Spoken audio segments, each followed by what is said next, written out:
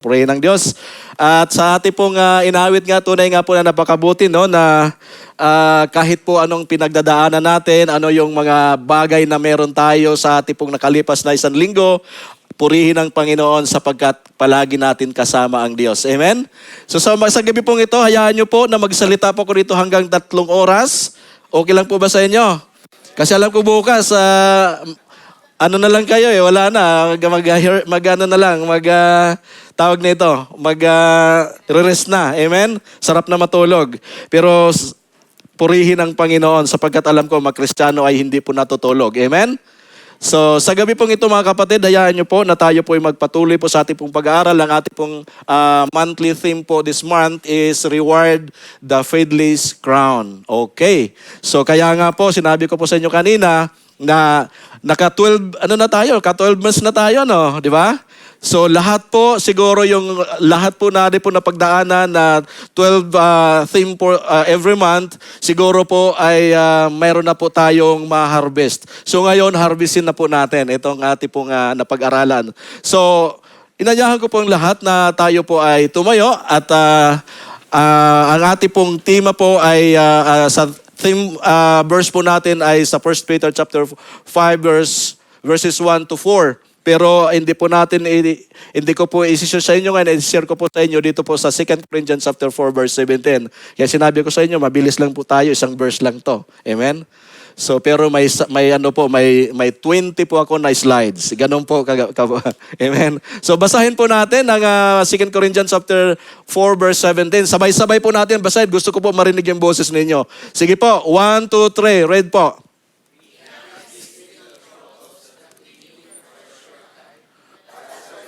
We will receive the great things that God has prepared for us. Those great things are much more important than the little troubles, and God's great things will continue forever. Amen. Let us pray po. Panginoon, muli po Diyos, kami po ay nagpapasakop sa iyong kapangyarihan sa gabi pong ito, Panginoon. Lord, inanyayahan po namin ang iyong pong presensya sa pamagitan po ng banal na Espiritu Santo, O Diyos. Nakasama po namin, Lord, na siya pong magpapahayag sa iyo pong mensahe, sa iyo pong mga gagawin, Panginoon, at ipapaabot sa amin, Lord, na iyong mensahe, Panginoon. Lord, buksan mo ang aming mga espiritual na pananaw, Panginoon, upang maunawaan namin, O Diyos, ang mga bagay, Panginoon, na sinabi mo sa iyong mga salita, Panginoon. Lord, hayaan mo, O Diyos, ang iyong banal na Espiritu Santo, ang patuloy na maranasan namin. Lord, maging po sa iyo pong lingkod, O Diyos. Hindi po ako marunong magsalita, Panginoon.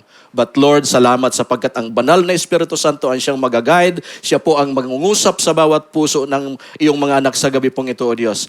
Lord, itago mo ako sa lilim ng iyong kapangyarihan, ng lahat ng mga lumabas sa aking mga bibig, O Diyos, na mga salita, Panginoon, ay ikaw lamang, O God, ang may kapangyarihan na magpahayag nito sa bawat puso ng iyong mga anak, O Diyos. Lord, fill this place, Father God, with your glory, with your power, with your anointing, Panginoon.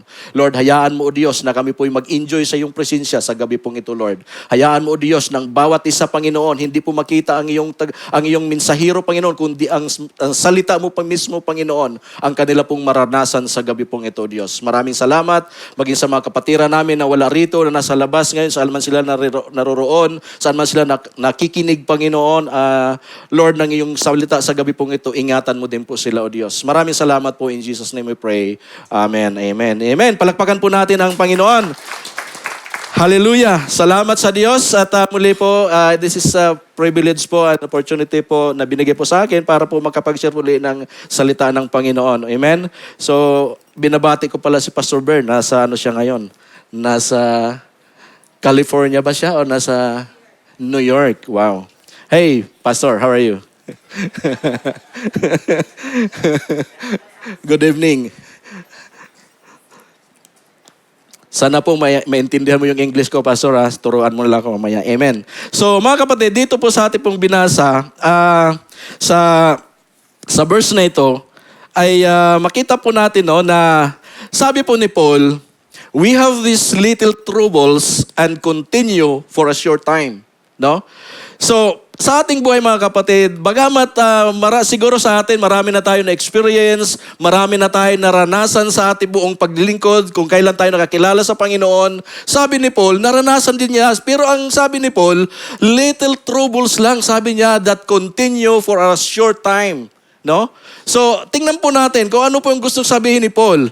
Na bagamat siya ay masyadong pinahirapan nung siya ay nakakilala sa Diyos, noong siya po ay nagsimula po sa kanya pong ministry sa iba't ibang lugar po, sa iba't ibang bansa na narating niya, no? Nandun yung mga paghihirap sa ministry. Pero nasabi pa rin ni Paul, sinabi rin po doon na little troubles that continue for a short time. Amen? Kapag naunawaan po natin ang salita ng Panginoon, kapag tayo po ay naramdaman natin ang ginawa ng ating Panginoon Kristo doon sa krus ng Kalbaryo, masasabi natin that whatever trials, whatever troubles in our lives na ating pong maranasan, masabi din po natin that these troubles only a short time. Amen? Hindi po tayo mabahala. Hindi po tayo dapat matakot. Bakit? Sigurado na tayo. Marami na tayo natutunan na salita ng Panginoon sa ating pag-impisa sa ating pong paglilingkod sa Diyos. Nung naranasan natin na tanggapin si Jesus Christ sa ating puso bilang Diyos at tagapagligtas, doon po nag-start yung mga troubles na naranasan natin kagaya ni Paul. Amen? Pero sinabi ni Paul, little troubles lang. Alam natin kung pag-aralan natin ang buhay ni Paul, hindi lang kung tingnan po natin, hindi po little. Maaring little. Pero di po madali ang pinagdaanan niya. Pinahirapan siya kung ano nung ginawa sa kanya. Pero hindi siya sumusuko. Minsan dinadala siya sa mga malalaking pagtitipon, dinadala siya doon sa mga tawag nito sa harap ng mga hari, ng mga judges para pahintuin siya sa kanyang paglilingkod sa Diyos sa paghayo ng salita ng Panginoon, pero hindi niya. Mas natutuwa pa siya, mga kapatid, kapag siya po ay dinadala doon kasi nakikita niya, naranasan niya na ang salita ng Panginoon na kanyang sinir doon sa lugar na yon, mas lalong nanarinig sa buong mundo. Amen? Di ba ngayon, sa panahon natin, kapag ikaw mayroon kang gusto mong sumikat, gumawa ka lang ng kuunting bagay sa Facebook. Mamaya-maya, wala pang 1 second siguro, nakita ka na sa buong mundo. Amen? That's why, kailangan po natin mag-ingat. Pero kung ang salita ng Panginoon ang i-share natin sa Facebook, sigurado tayo kahit saan sulok na maabot ng signal, makakapag-share tayo ng salita ng Panginoon. Amen? Si Paul dati, hindi. Kailangan puntahan niya. So, praise God mga kapatid. Dito po sa ating pong binasa, makita po natin na naniniwala po tayo na bakit sinabi ni Pablo rito sapagkat mayroon na siyang kumbaga nakikita sa unahan. Sa kanyang paglilingkod, sa kanyang pagbabasa ng salita ng Panginoon, ay kanya na pong nakita at kanya na pong naranasan at kanya kumbaga, na-imagine na kung ano yung sinabi ng salita ng Panginoon kapag siya ay nagpapatuloy sa paglilingkod. Ano po yung sinasabi na kapag tayo nagpapatuloy sa Panginoon, tayo ay haharap sa Diyos. Amen? Tayo ay makakasama na natin si Kristo sa langit. Amen? Kaya po, marami na po tayo narinig na mga preaching po about rapture. No? So, nasa na tayo ngayon? Nasa na tayo? More than na tayo?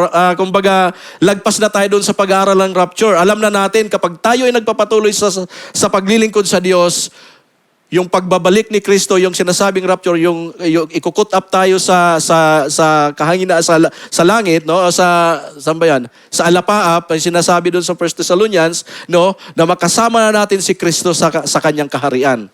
So, yun po yung mga bagay na dapat natin kumbaga, igian sa paglilingkod sa Diyos. Yung crown na nag-aantay po sa atin. Kaya kahit na po anong mga hirap sa pagpunta sa church, kapag alam natin, kapag eager tayo na makarating, makasama natin si Kristo, kahit anong hirap, kahit anong puyat sa trabaho, sa ating po mga lahat na ginagawa, pwede natin iwanan, makasama lang natin ang ating pong Panginoon at makasama natin ang lahat ng mga kapatiran sa paglilingkod. Amen? So masabi po natin din na little troubles that continue for a short time. Amen? Sabi niya, but as a result, we will receive the great things that God has prepared for us. So ito po yung mga bagay na dapat po natin tatandaan. Dapat po natin ilagay sa ating mga puso na sa unahan ng ating paghihirap sa paglilingkod sa Diyos, may pong nag-aantay na isa pong bagay na mahalaga na inihanda po sa atin ng ating Panginoon. Sabi niyo doon that those great things are much more important than our little troubles. Amen? Kapag alam natin na madatna natin, unang-una makasama natin ang Panginoon at pagdating doon meron tayong crown. 'Di ba? Yun po yung gusto natin na sabi ni Paul, kasi sinabi niya wala yun. Yung sabi nga ni Paul na yung nararanasan ko ngayon ay hindi pwede ikumpara sa glory na mararanasan ko pagdating ng panahon. Amen? Kaya wala po siyang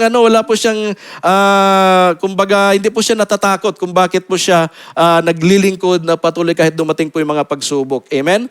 So sa Tagalog sabi po, ang bahagya at panandaliang kapighatian dinaranas namin ngayon ay magbubunga ng kagalakan walang hanggan at walang katulad. 'Di ba? So, yung nararanasan natin ngayon, mga kapatid, minsan hirap tayo sa pagising, hirap tayo sa pagpunta sa church, wala yan. Wala yung pagod na yan sa kagalakan na ipapalit ng Diyos sa atin sa pagdating ng panahon. Amen? Kaya nga siguraduhin lang po natin na makasama po tayo doon sa sinasabi pong rapture. Amen? So, kaya po mga kapatid, mahalaga po yon na mapatunayan po natin or mapatunayan po natin na tayo nga po ay makakasama natin ang Panginoon. So, kapag tayo po ay kumbaga, kukross na tayo doon sa mga hardship na yon, doon sa sinasabi niyang moment of affliction, no? Ito po ay may kapalit na exceeding, sabi pa nga doon kanina, exceeding and the eternal weight of glory. So, yun po yung kapalit noon. Kailangan, kung ano man yung mga pagsubok natin, continuous lang tayo mga kapatid. Patuloy lamang po tayo sa paglilingkod sa Diyos. Patuloy po tayo magpapagamit sa Panginoon sapagkat pagkatapos ng hirap na yon, galak naman ang ipapalit doon ng ating Panginoon. Yung sinabi doon na kagalakan, walang hanggan at walang katulad. Di ba? So, praise the Lord. Palakpakan po natin ang Panginoon mga kapatid. Hallelujah. Now, pag-aralan po natin, sabi nga doon sa ating kanina na ito pa lang before na patuloy po tayo sa ating mga pointers, no. Ito pa lang sinasabing yung awarding, yung rewarding po mga kapatid, ito po ay after po na tayo po ay ma-rapture.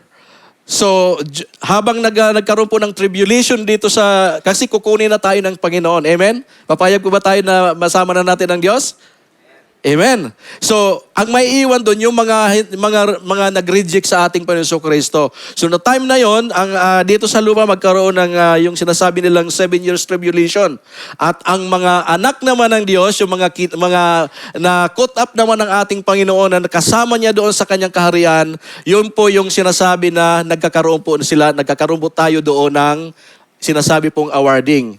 So, yung bima po, sa Book of Corinto, sa Book of Corinthians, yung bima na sinasabi ay ito po ay isa pong sinabi po diyan na ito po ay Greek words. Sabi po doon that comes from the Greek words which means stiff or platform. Kapag ikaw po ay kasali siguro sa basketball, wala po to, no? Sa mga runners, yung mga driver ng F1, sino dito ng F1, no?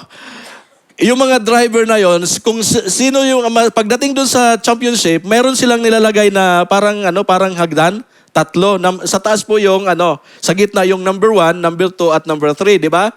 So, yun po yung sinasabi dito na platform. So ito po yung sinasabi ni Paul, ito po ay siguro dun sa Romans, no, or sa Israel, ganun yung ginagawa nila dati sa mga Hudyo. Pero sa mga Hudyo, pinag-aralan ko, mayroon din ako nabasa na yung bima ginamit din nila na lagayan para magbasa ng Torah, yung parang istansya. So, yun po. So, kapag tayo ay nasa Panginoon na, doon tayo harap doon sa sinasabi sa judgment seat of Christ. 'Di ba? So, yun po yung sinabi dito sa verse 10 ng 2 Corinthians chapter 5 verse 10. Sabi po rito, "For we must all appear before the judgment seat of Christ." So, ito po yung sinasabi sa bima, yung platform na sinasabi. That each one you will receive, one may receive the things done in the body according to what has done before, whether good or bad. So, doon na yung lahat ng mga Kristiyano mananampalataya, doon na tayo harap sa Diyos. Itong judgment na ito, hindi po ito judgment doon sa mga hindi nakakilala sa Panginoon. Ito po ay judgment po ng lahat ng mga anak ng Diyos. Ito po yung sinasabi na awarding. No? So hindi po kasama dito yung mga hindi mga nag-reject sa ating Panginoon. So lahat po ng mga anak ng Diyos, lahat po tayo na nandun kasama niya, yun po yung bibigyan po ng award ng ating Panginoon, 'di ba? So parang kapag tayo po ay nasa race po, kasi ang inano dito dun sa natin patungkol sa takbuhan.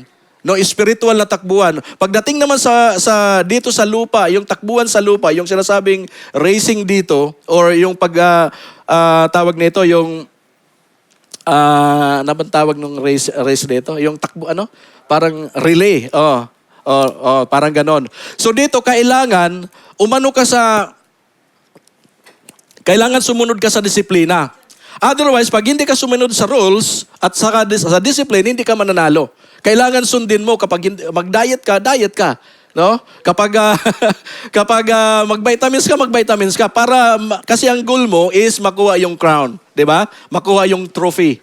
So, yun po din ang So, lahat tayo na may ginagawa po dito sa ating sa lupa, habang tayo nandito, sasabihin po ng Panginoon na ikaw mayroon kang trophy.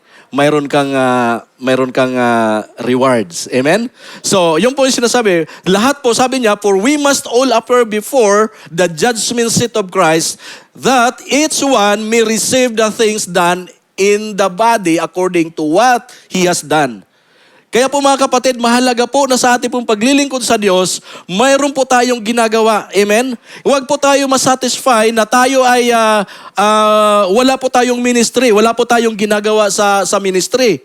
Kaya lahat po ina-encourage po, kahit si Paul, kahit nahirapan siya, talagang sumunod siya sa pinapagawa ng Panginoon. Amen?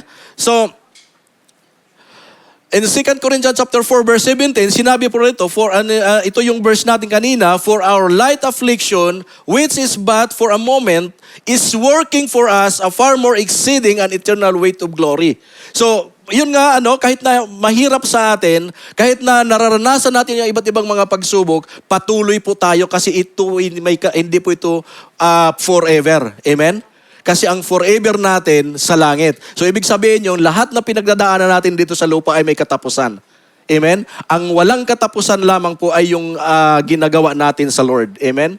Na pagdating doon sa langit, kasama natin ang Panginoon, mag-worship na lang tayo doon, hindi na tayo gigising ng maaga. Amen? So sabi po doon na hindi pwedeng ikumpara kung ano yung mga pinagdadaanan natin ng mga problema, pagsubok sa buhay sa ating pong sa ating pong pagharap sa Panginoon. So, ito po yung the future glory of the believers. Una, to be in Christ. Unang-una, mahalaga po mga kapatid na we have to make sure na tayo po ay nasa kay Kristo. Kailangan po na tayo ay may totoong relasyon sa ating Panginoon. Otherwise, hindi tayo makasama doon sa awarding. Kumbaga sa registration ng race na yon, hindi ka naka-registered. Tapos pumunta ka doon. Pagdating mo doon, saan ang pangalan ko sa paano? Sana yung uniform, sana ako mag-start magtakbo. Wala yung pangalan mo. So, para makasali po tayo doon sa awarding na yon, kailangan po natin na mayroon po tayong Kristo sa ating pag. We have to, sabi pa niya, to be with Christ. Sa John chapter 14 verse 3,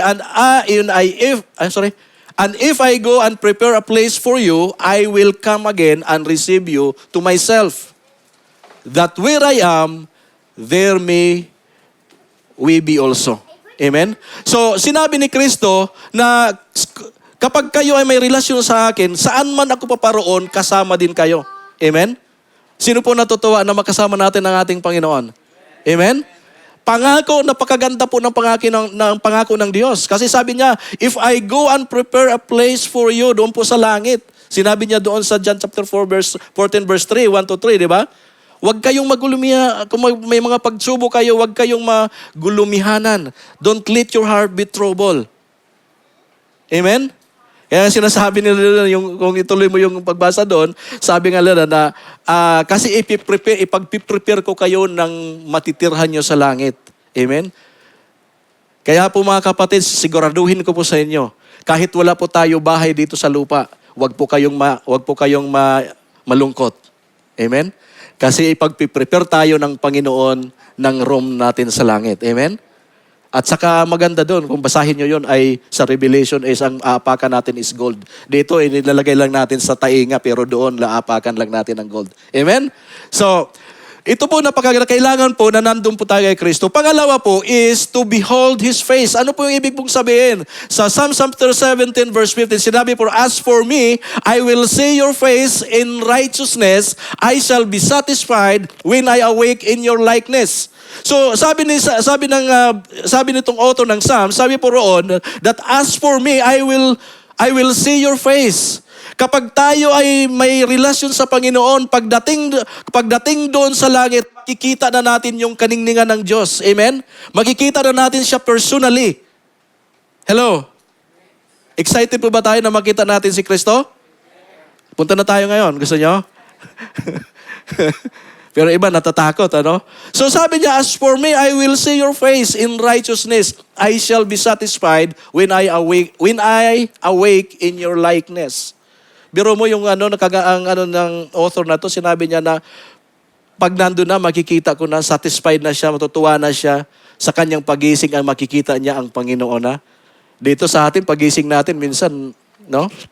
Ano nakita natin? Pagpasok natin sa trabaho, kinabukasan, makikita natin yung na naman, di ba? Yung boss natin na mababait, di ba? Pero doon na makikita natin ang kaningningan, ang ng Panginoon, ang kanyang mismong ang kanyang mukha mismo. Sabi po sa number 3, to behold the glory of Christ. In John chapter 17 verse 24, sabi, Father, I desire that they also whom you gave me may be with me where I am, that they may behold my glory which you have given me, for you loved me before the foundation of the world. Ay itong prayer ni Jesus Christ, biro mo si Jesus Christ, pinagpipray niya lahat ng mga tao, tayo, yung mga binigay ng Diyos. Sino yung mga binigay ng Diyos? Yung mga nakakilala o yung mga tumanggap sa ating Hesus Kristo bilang Diyos na tagapagligtas. Tayo yon. Amen? Lahat ng mga Kristiyano na tumanggap sa ating Panginoon Hesus Kristo. Sabi niya na kung my desire, diba? Yung sabi niya, Father, my desire that they also whom you give me, yung mga tao, tayo yon, maybe with me where I am. So napakaganda po ng pangako ng Diyos sa atin. Ang gusto niya talaga na tayo po ay makasama ng ating Panginoon. Sabi niya, that they may behold my glory. Tayo din po ay magkakaroon ng glory na yan. Amen? Sabi niya, kung anong meron si Kristo, meron din tayo, which you also gave in me. For you loved me before the foundation of the world. The same, mga kapatid, the same God na inibig niya ang buong sanlibutan. Amen? So, makikita natin yung kaningningan ng Diyos ay mag-ano din po sa atin yon. Mararanasan din po natin yan. Amen? So, number 4, to be glorified with Christ. Romans chapter 8, 16-18, sinabi po, the Spirit Himself bears witness with our spirit that we are children of God. And if children, then heirs of God and joint heirs with Christ. If indeed we suffer with Him, that we may also be glorified together. For I consider that the suffering of these present times are not worthy to be compared with the glory which shall be revealed in us. Yun ang gustong ipaabot ni Paul, no? Sa mga Kristiyano, sa mga anak ng Diyos. Na kapag tayo ay, ang Espiritu mismo ng Diyos, ang nagpatutuo sa Espiritu natin, nung tayo ay tumanggap sa ating Panginoon Kristo bilang Diyos na tagapagligtas, sinabi niya roon that they are my children. Tayo din po, di ba sinabi sa John chapter 1 verse 12 bata yun? No? Na tayo din po ay pinagkalooban bilang mga anak ng Diyos. Tama? Kaya sinabi niya, kung tayo ay anak ng Diyos, tayo ay tagapagmana ng lahat nasa kay Kristo. Amen? Bakit pa tayo matatakot? Sinabi niya, if we suffer with Him. No? We suffer with Him. Kung naranasan natin ang mga pagsubok sa panahon ito, naranasan din ng ating Panginoon. Amen? Ito yung gustong iparating sa atin na dapat hindi po tayo mabahala sa mga kapatid. Lalo na sa panahon ngayon, lalo na sa ating pong naranasan sa ngayon. No? Even si Paul, sinabi sa verse 18, "For I consider that the suffering of these present times are not worthy to compare with the glory which shall be revealed in us." Kumbaga sa salitang kalye, panis yan. Di ba? Yung mga pagsubok na naranasan natin sa buhay natin, especially tayo po mga Kristiyano. Minsan madali tayo magsawa, minsan madali tayo ang tawag nito, parang ayaw ko madali tayo ma-discourage.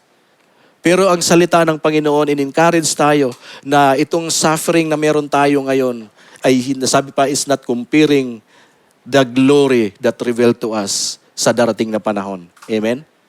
Kaya po, sabi po na to be glorified with Christ. Tatandaan natin na sa lahat na pinapasan natin sa ngayon, nandito tayo sa lupa, pasan-pasan din tayo ng Diyos. Amen? Ano man yung bigat na naranasan natin, pinapagaan ng ating Panginoon. Ano mang kabigatan na naranasan natin, naramdaman natin sa panahong ito, pinapagaan ng Diyos kapag tayo'y lumapit sa Kanya. Amen?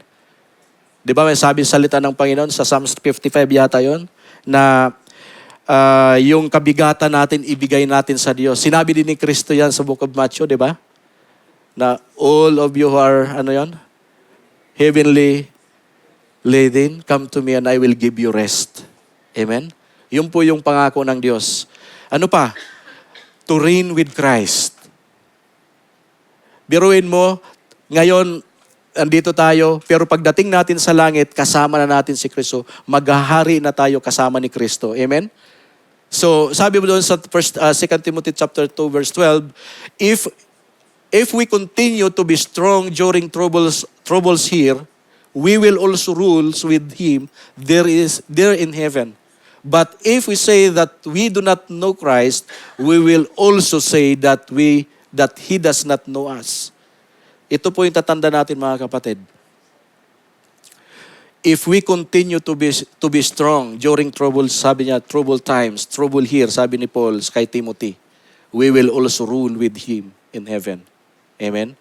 Pero kapag itakwil natin ang ating Panginoon Hesus, pag hindi po natin kinikilala na siya ang ating tagapagligtas, sinabi, but if we say that we do not know Christ, He will also say that He does not know us. Yun po yung pinakamasakit sa tao kapag nasa harap pa tayo sa harapan ng Panginoon. Kaya habang nandito pa tayo, binigyan na tayo ng warning ng Diyos na hindi po natin pwedeng i-reject si Kristo. Hindi po natin dapat sabihin na hindi ko kilala si Kristo. Amen? Darating ang panahon, kahit na naglilingkod tayo sa example si Peter po mga kapatid, nung siya po ay na-corner, akala niya wala na yung Diyos sa kanya kasi iniwan na sila ni Kristo. Anong ginawa niya? Nung tinanong siya ng mga tao doon, nakasama ka ba ni Kristo? Ilang beses niya dininay si Kristo? 3 times. Amen? Yun po yung napakasakit para sa atin. Na pagdating ng mga pagsubok sa buhay, mas lalo natin tinitingnan yung pagsubok na yan, tinitingnan natin na mas malaki pa yung pagsubok sa ating Diyos. Amen? Kapag dumanas po tayo ng mga pagsubok sa buhay, titingnan po natin na sobrang liit lang niya. Amen? Tingnan po natin ang Diyos na siya po ang may gawa ng lahat ng bagay at may-ari ng lahat ng bagay. Ang importante lamang po, lumapit tayo sa Diyos. Magpasakop tayo sa Diyos. Amen? Kasi pagdating ng panahon, makakasama tayo, we have to reign with Christ in heaven. Amen? Ano pa? To inherit all things. Amen?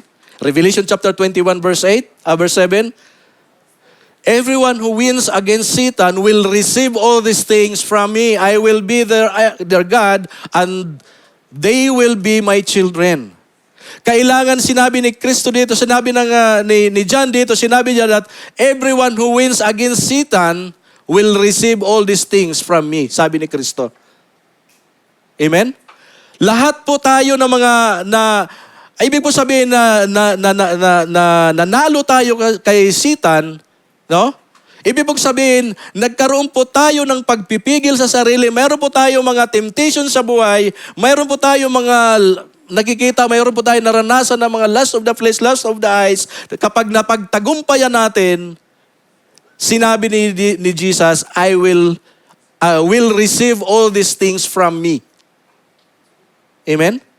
Kailangan po tayo ay actually tayo ay mananagumpay na sapagkat lahat ito ay napagdaanan na ni Kristo at napagtagumpayan ito ni Kristo more than 2,000 years ago doon sa krus ng Kalbaryo. Amen? Kaya tayo po ay mananagumpay na. Kapag tayo ay nakakaranas ng mga temptations sa buhay, mga bagay na gawain ng Satanas para ilayo tayo sa Diyos, para hatakin tayo sa sanlibutan, kapag naranasan natin yan, kapag nadumaan sa ating buhay, kapag mayroon tayo mga naranasan na ganyan, lumapit tayo sa Diyos. Amen? Ano sabi ng salita ng Panginoon? Be excellent, sabi ni Paul, of what is good and be innocent of what is evil. Romans chapter 16 verse 19. Tama? Amen? Kanta yon kaya memorya ko. Amen? Be excellent of what is good and be innocent of what is evil. Kapag dumanas tayo, kapag nakaranas tayo, kapag naka-encounter tayo ng mga ganitong bagay, yung mga gawain na ang alam natin ng author ay si Satanas, lumayo tayo. Amen? Kailangan labanan natin sa pangalan ng ating Panginoon Jesus, sa pangalan ng ating Panginoon Jesus. Amen? Hindi natin kaya labanan sa sarili natin kundi ang pangalan lamang nating Panginoon Jesus. So ito po dapat makita natin na kapag napagtagumpayan natin, sinabi niya, will receive all these things from me. I will be their God and they will be my children. Amen? So lahat. Sa ngayon, masabi natin na parang hindi naman siguro hindi tayo ma-inherit natin ang lahat ng bagay. Kapatid, ma-inherit po natin. Lahat na kawalan, ibigay natin sa Diyos. God will provide. Sapagkat si Jesus Christ, He is the same yesterday, today, and forever. Ang pangako ng Diyos ay totoo. Tali ang Diyos sa kanyang salita na hindi niya pwedeng baliin. Pag sinabi ng Diyos na ibibigay ko sa'yo, ibibigay sa'yo. Amen? Palakpakan natin ang Panginoon. Hallelujah. Ano pa? To shine as the stars. Oh, ang ganda ng pangako ng Diyos, ano? Kita mo, makikita ka, parang nagniningning ka, nakagaya ng isang bituin. Tingnan natin. Daniel chapter 12, verse 3. Those who are in wise will shine as the bright as the sky. And those who lead many to righteousness will shine like the stars forever. Tingnan po natin, sinabi pa doon, that who leads many to righteousness will shine like a stars forever. Mararanasan natin, magsashine lang tayo like the stars kung tayo mismo ay may mga tao na nadala sa paanan ng Diyos. Amen? Kaya po lahat po tayo ay may responsibilidad po tayo na mag-share ng salita ng Panginoon. Amen? Hello? Kasi sinabi niya, will shine, sabi niya, those who are wise, ibig pong sabihin, yung wise na yan is hindi lamang matalino ka at magulang ka, di ba? Wise naman to. Di ba? Minsan ganun yung ano. Yung dito, yung wise na yan ay yung ginagawa natin patungkol sa Panginoon. Amen? Sabi niya, will shine as bright as the sky and those who lead many to righteousness. The Great Commission. Go and make disciples of all nations, baptizing them in the name of the Father and of the Son and the Holy Spirit. Amen? And teach them to obey. Ang pangako ng Diyos, I will be with you. Kung susundin lamang po natin yan, then sinatama yung sinabi ni Daniel, sa book of Daniel. Sinabi niya, who lead many to righteousness will shine like stars forever. Amen? Kaya yung mga sinasabi niya doon, may kapalit yan. Anong kapalit yan? Yung sinasabing crown. Yun yung sinasabi natin sa takbuhan, kailangan sumunod ka sa coach mo. Amen? Di ba, coach? Kapag hindi ka sumunod, kasama lahat doon, pati discipline, pati sa natin, sa spiritual na buhay natin. Magkakarugtong yan. Amen? So, dito na tayo sa crowns. No? Yung kanina, yung mga glory na yung mga future glory ng isang Kristiyano, natin lahat. Amen? So ngayon, tingnan po natin yung mga crowns naman ng mga believers na mamawin po natin. Amen? So, sana po umabot yung oras kasi sabi ko 3 oras to eh. So, Crowns for runners. So, ito na, dito na tayo. Ito yung mga crowns po na meron tayo. Kapag tayo po ay nagpapatuloy, kapag tayo ay naka-crossover doon sa mga pagsubok na yan, sa mga bagay na mga hindrance sa ating paglilingkod sa Diyos, kapag nakatawid tayo doon, ito na po yung meron tayong mga, di ba? Crowns for runners. Ibig pong sabihin sa mga runners, dito sinabi ni Paul, no? Hindi po runners na dito yon. Yung mga crowns for runners, yun, sabi pa doon sa verse 24 ng 1 Corinthians chapter 9, sabi po doon, don't you realize that in a race, everyone runs, but only one person gets the prize. So run for a win. Diba? Run for a win. All athletes are disciplined in their training. They do it to win the prize that will fade away, but we do it for an eternal prize. Amen? Sabi ni Paul, yung mga tumatakbo rito sa takbuhan na to, makakuha sila ng prize, mananalo sila, pero yung trophy nila ay lilipas. Or, kakalawangin yan. Amen? Hindi natin madala sa langit yan. Iiwanan natin dito yon. Pag nadaanan ng bagyo, pag nadaanan ng ulan, sigurado kakalawangin yan.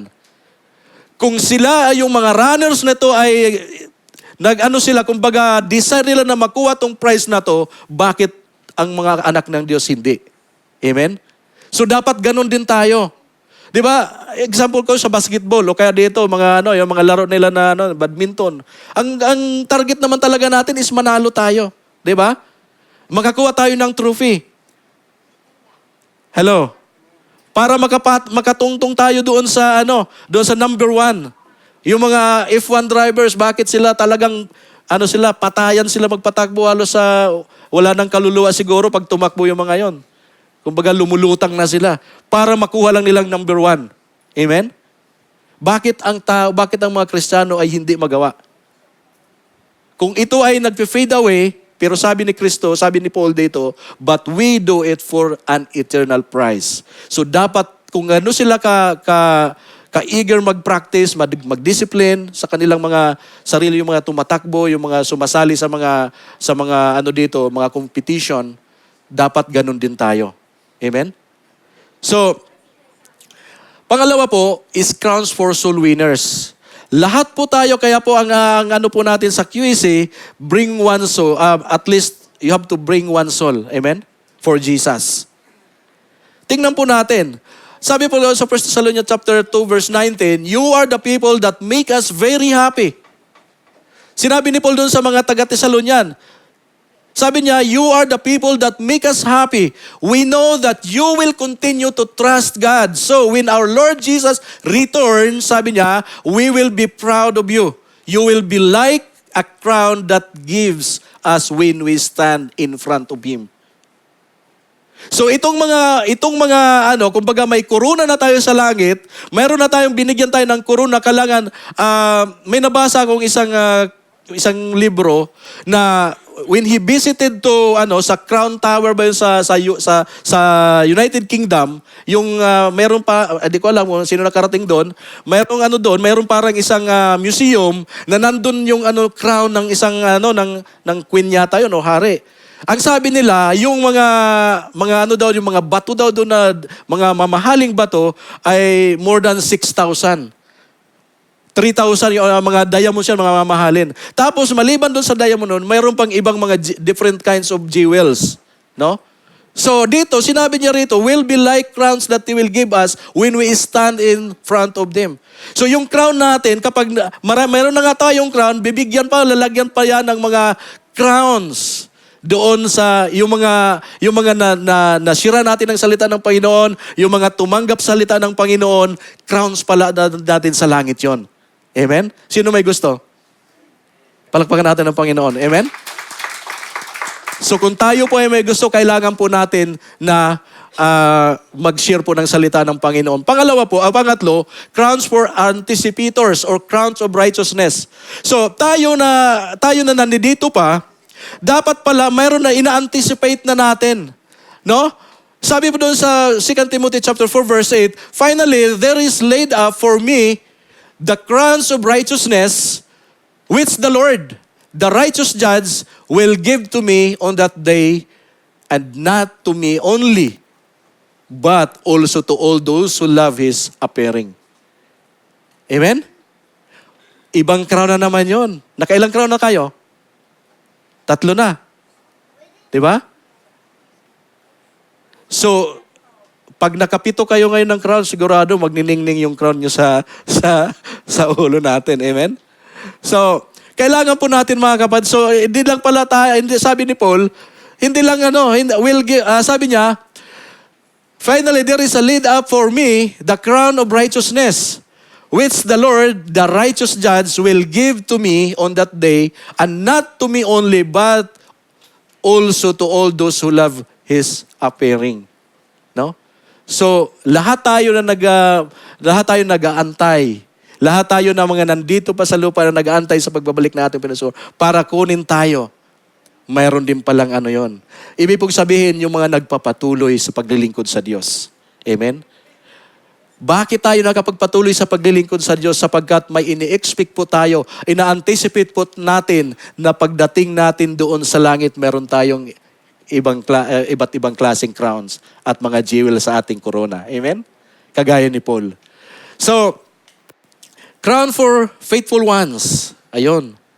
Mga faithful siguro to, mga faithful ng asawa, faithful sa trabaho, faithful sa boss, sa mga natin, sa mga bosses natin sa trabaho, lahat.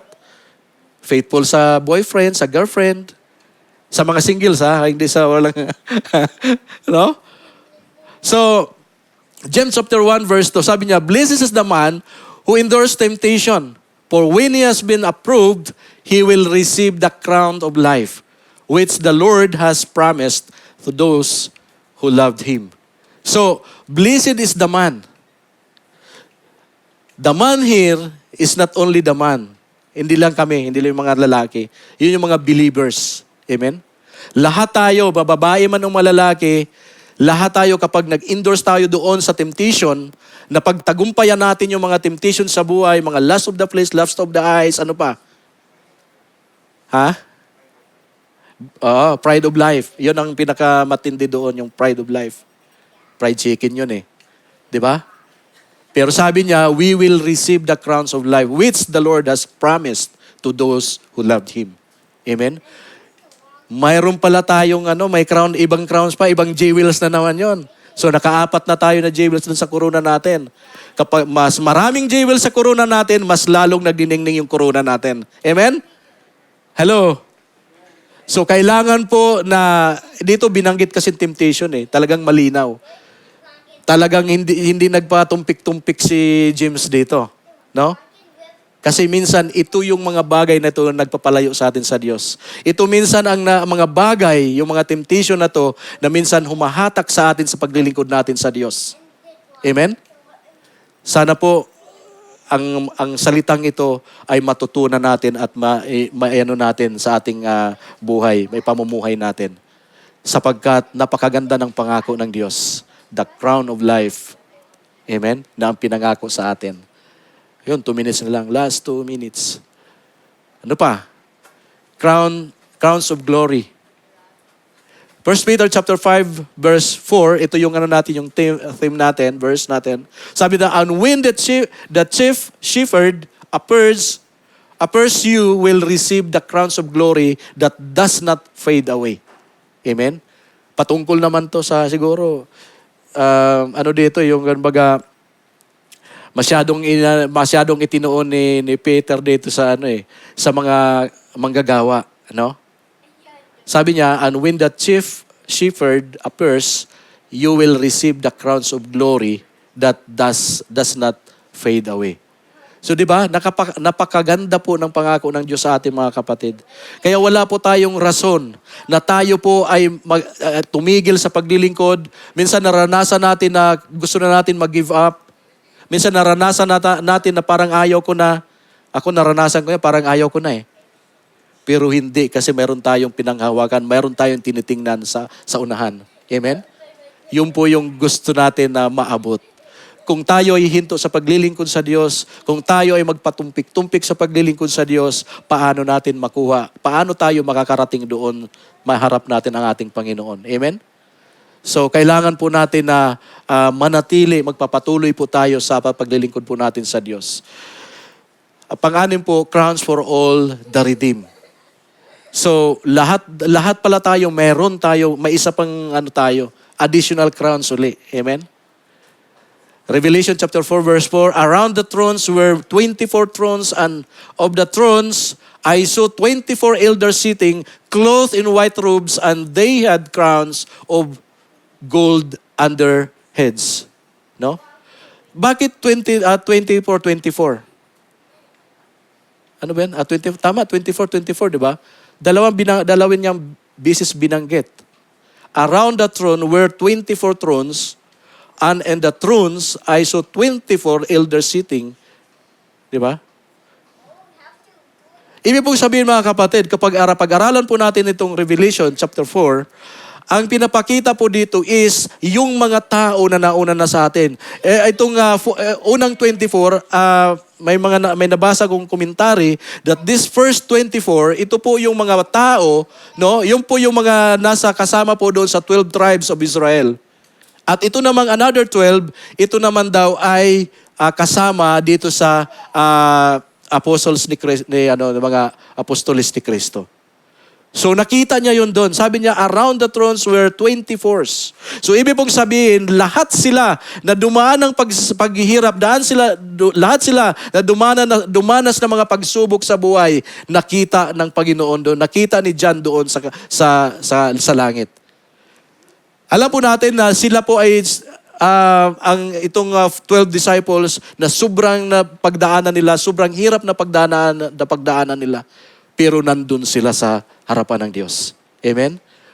I pray po mga kapatid na sana po tayo pong lahat ay marating po natin itong sinasabi na the thrones of heaven. Amen?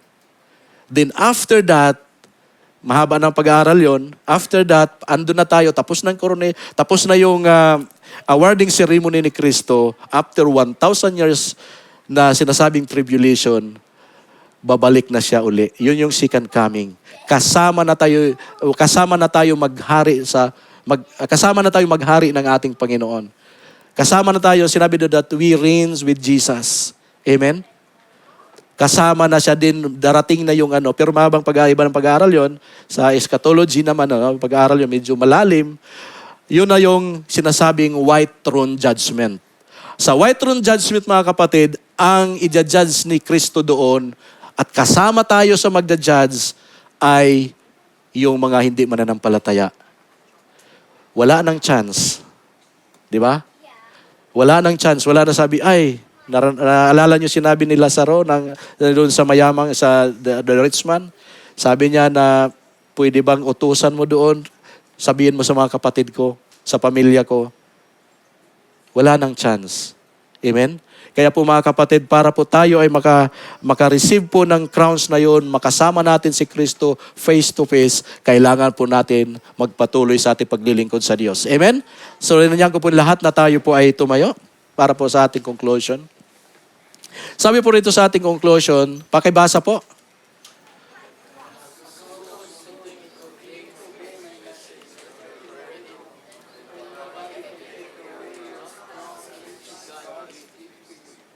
Mismo ang ating Panginoon nagsabi, babalik siya mga kapatid. Wag po tayo magdalawang isip na ang ating Panginoon sigurado siya babalik. Di lang nga po natin alam kung kailan siya babalik. Pag may nagsabi po siya bukas siya babalik, wag po kayo maniniwala. Amen? Pero sinabi niya 100% granted po to. That I will come soon. Continue to obey my message that you already know. Kaya kawawa yung mga tao, mga kapatid na nakaranas ng kabutihan ng Diyos, nakaranas ng salita ng Diyos, nakaranas ng pangako ng Diyos, then humiwalay sila, tumalikod sila sa Diyos. Sabi niya, kailangan daw then nobody can take away your crowns, which is God's gift to you. Tandaan po natin mga kapatid, na panghawakan po natin ang salita ng Panginoon that nobody can take away that crown sa atin na binigay sa atin ng Diyos. Amen? Para purihin ang Panginoon. Palakpakan po natin ang Panginoon. Tayo po ay manalangin. Dakilang Diyos, Ama, maraming salamat po Diyos sa oras na ito, sa iyo pong mensahe sa amin, Panginoon, to assure us, Father God, na kami po ay makasama doon sa kariyan mo, Panginoon. At ikaw din po, Lord, ang nangako, Panginoon, na kami po ay makakaranas ng mga rewards, Panginoon, na mga crown sa aming ulo, Panginoon, kapag nandun na kami kasama mo, Panginoon. Lord, dalangin ko po sa oras na ito, Lord, na yung mga salita na ito, Panginoon, ay mailagay po namin sa aming mga puso at maging pagkain ng aming spiritual na buhay at patuloy na magpaalala, O Diyos, upang patuloy po kami, Panginoon, na maglilingkod sa iyo. Patuloy po kami, Panginoon, na anuman ang aming mga haharapin na mga pagsubok, patuloy po namin, Lord, na magawa, Panginoon, magawa pa rin namin, O Diyos, ang pagsunod para sa iyo, Panginoon. Lord, salamat, O God, na maingatan namin ang mga crowns na iyo pong regalo sa amin, O Diyos. Sa oras na ito, Panginoon, dalangin ko, God, ng bawat isa, Panginoon, ay maunawaan namin, O God, at mailagay po sa aming mga puso, O God. Salamat po ng marami. Lahat, O Diyos, namin pong pinag-aralan sa oras na ito ay totoo. At ikaw po, Panginoon, ang nangako, O Diyos, na mapapasa amin ito, O God. Kaya, Lord, protect us, Panginoon. Protect your people, Panginoon, sa anumang banta ng kaaway ni Satan, O Diyos, upang hilain, upang silain sila, O God, para mailayo sa amin, O God. Patuloy mo kaming pakabalutin ng iyong kapangyarihan, ng iyong banal na dugo, O Diyos, sa Panginoon Kristo. Salamat, banal na Espiritu Santo, na patuloy mo kaming paalalahanan. Patuloy mo kami, Panginoon, i-guide sa tamang daan, O Diyos, sa aming pong pagpapatuloy, sa aming pong paglilingkod. Maraming salamat po. In Jesus' name we pray. Amen and amen. Amen po. Maraming salamat po mga kapatid at palakpakan po natin ang Panginoon.